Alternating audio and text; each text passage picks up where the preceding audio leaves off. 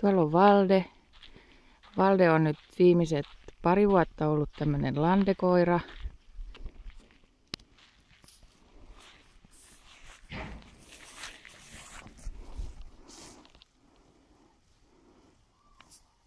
Tuleeko sinne sun viljennyspeti? Noi.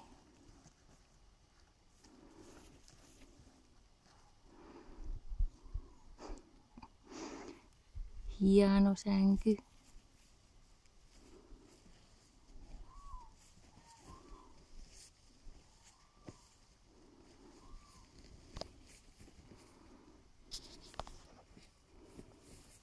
Valde on mun siskon koira, mutta koska hänellä on 2 muutakin koiraa, niin kai se riittää, niin mä oon nyt vähän sit niinku ominut Valden sitiin. Tuolla jossain kuusiaidassa menee se toinen koira. Eli siis kun Landella on 3 koiraa ja yhden Valden mä nyt omin sitten sinne kaupunkiin.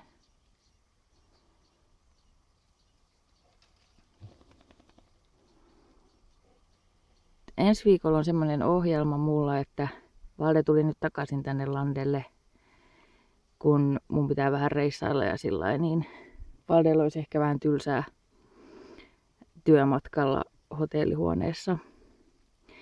Valde on täällä viikon tai 2 ja sitten me palataan taas sitiin meidän jännittävään elämään.